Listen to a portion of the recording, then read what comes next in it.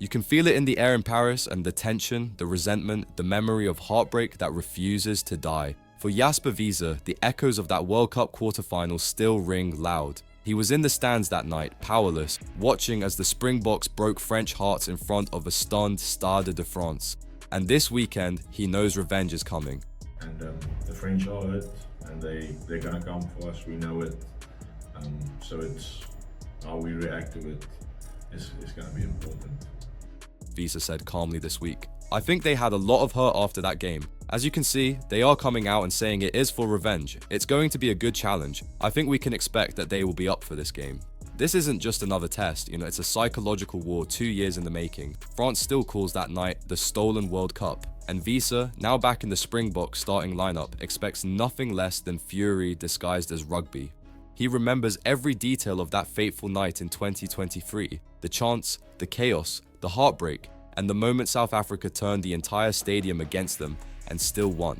I wasn't fortunate enough to play, but I was in the stands, and I just remember the crowd was very loud, Wiese recalled. They started well, they scored in the 3rd or 4th minute.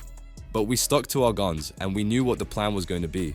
I think the forwards came more into the game. The guys that weren't playing, sat in the stands and tried to make plans, telling them what we think they should do. There were massive moments in the game that shifted it for us, and in the end, it was a very, very big win for us. He calls it a big win. The French call it a robbery. And now, 2 years later, the same venue is about to explode with unfinished business.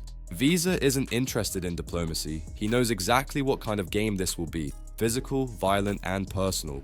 From a forward perspective, you know what to expect from them.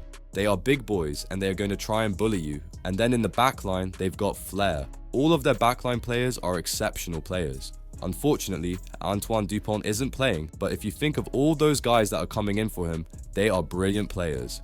The man once suspended for a headbutt against Italy is now the heartbeat of South Africa's forward pack. He knows how to absorb pressure and how to unleash it.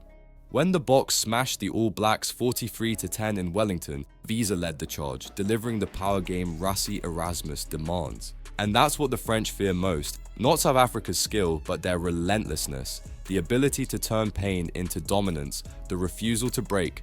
So as Paris braces for a night of revenge, Jasper Wiese has one simple warning: don't mistake French emotion for control. The French are hurt, he said again. They are going to come for us. They will, but if the Springboks have proven anything, it's that the louder the crowd screams, the harder they hit back. So here's the real question: will France finally get their revenge, or will Jasper Wiese and the Boks break their hearts all over again in Paris? Tell us what you think in the comments below, and don't forget to subscribe to Green and Gold Army News, where we don't just report the rugby, we uncover the rivalries that never die.